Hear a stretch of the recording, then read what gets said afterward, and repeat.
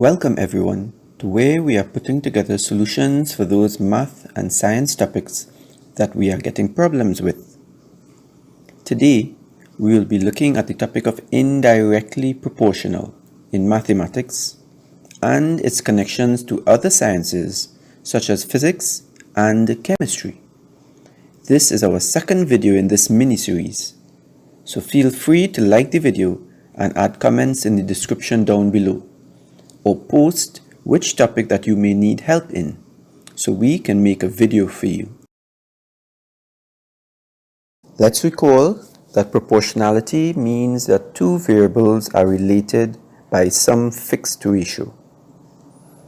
And there are two types of them. In the first one, when one variable increases, the other also increases. So that means when x goes up, then y goes up. This is called directly proportional. This was done in the part 1 of this mini-series. In the second type, when one variable decreases, the other increases. So if x goes down, then y goes up. This is called indirectly proportional. We'll now do a first example on indirectly proportional questions, and in this case one that appears both in chemistry and mathematics.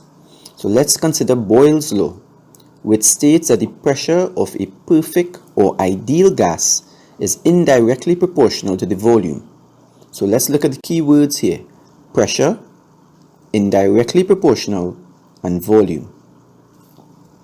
So let's look at this experiment in which there is a container filled with liquid up to a height of 2, and then there's a cover or piston resting on top of it with 3 boys standing on it. So that means initially there are 3 boys at a height of 2. Now we remove 2 of the boys, and what that means is that there's only 1 boy left standing on it, and the pressure now that's acting on the liquid would have decreased. When this pressure has decreased, the liquid now rises or expands up to a height of 6. So now we have 1 boy with a height of 6.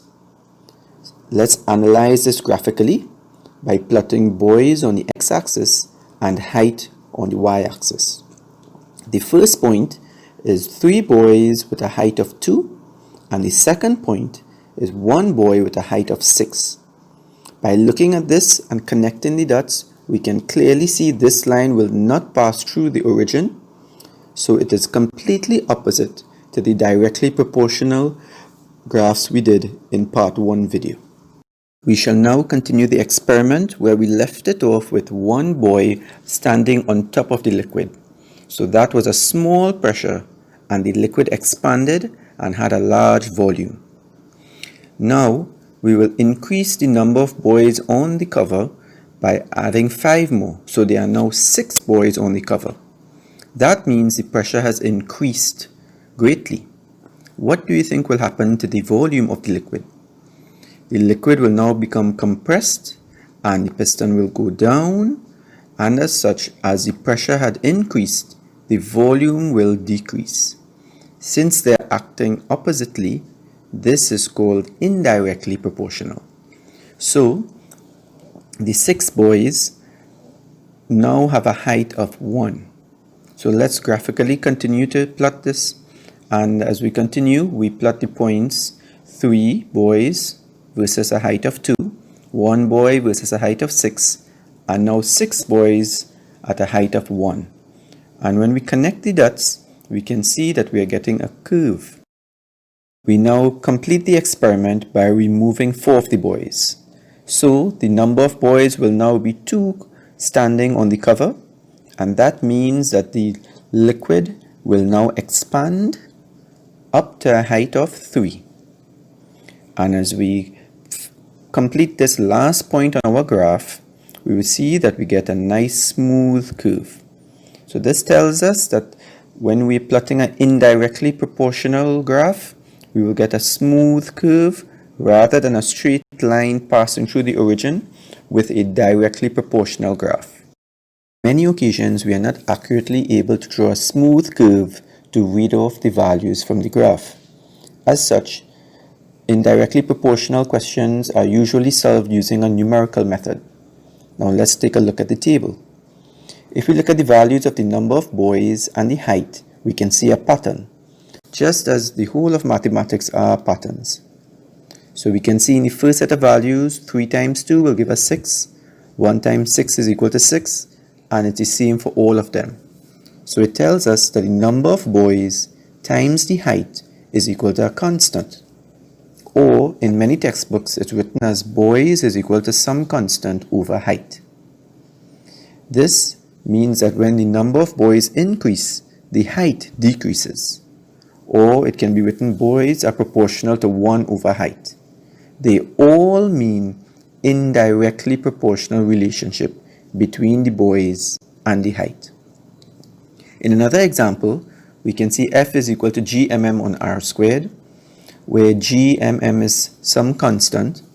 As such, we can rewrite it f is equal to a constant over r squared. What does that mean? It means that when f increases, r squared decreases, or f is inversely proportional to r squared. And a last formula to look at, t is equal to 2 pi root m on root k, where 2 pi root m is a constant. That means t is equal to some constant over root k. So when t increases, the square root of k decreases, or t is proportional to 1 over root k. Now look at the first example here on Boyle's law. Remember, for indirectly proportional, it means that when one value goes up, the other value goes down. And it can be written as y is equal to k over x, where k is a constant, or any other letter you would like to put there. So for Boyle's law, pressure is inversely proportional to temperature. So P is equal to K over T.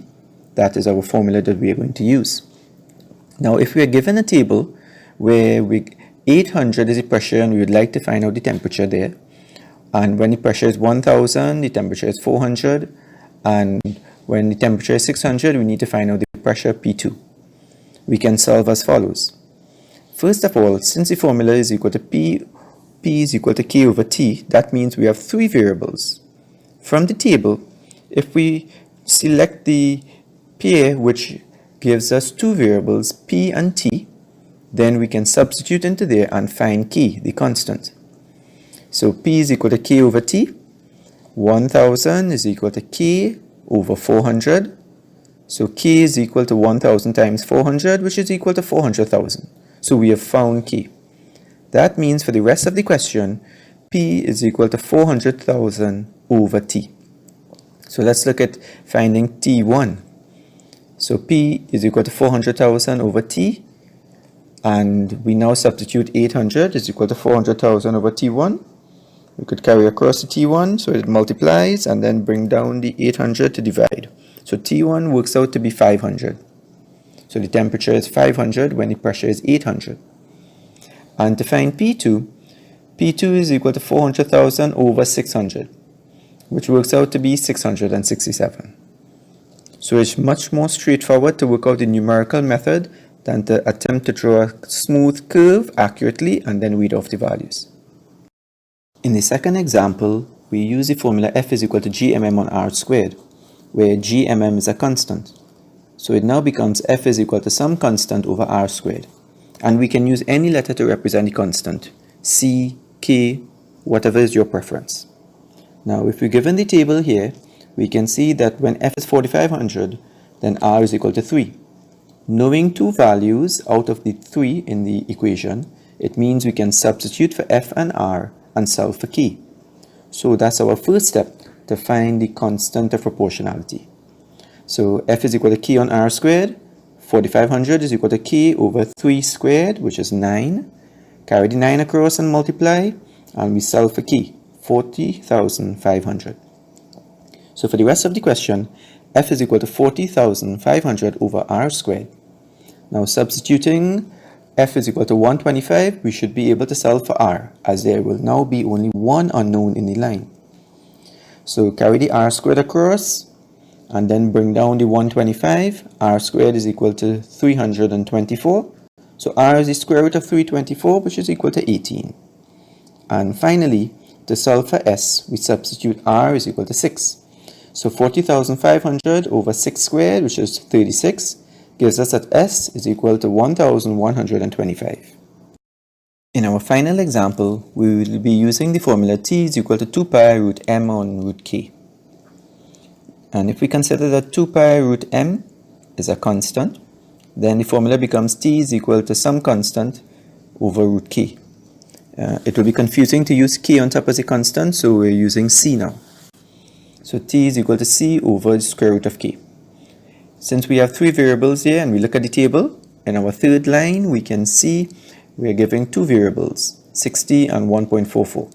So if we substitute for t and k there, we will be able to find the constant. So 60 is equal to c over the square root of 1.44. Square root of that is 1.2. And then we carry it across and multiply. 60 times 1.2 will give us 72. So the formula now becomes t is equal to 72 over root k. We can substitute to solve for a.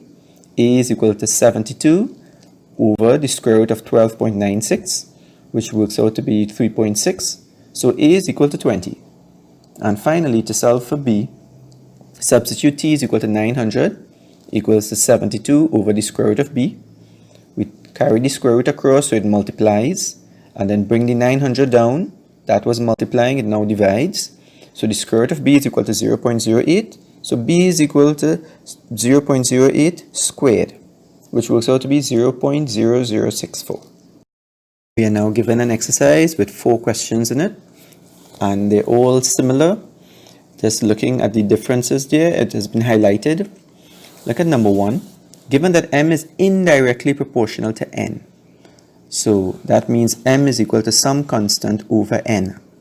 And we're giving the table there, and in the first line we know what m and n is.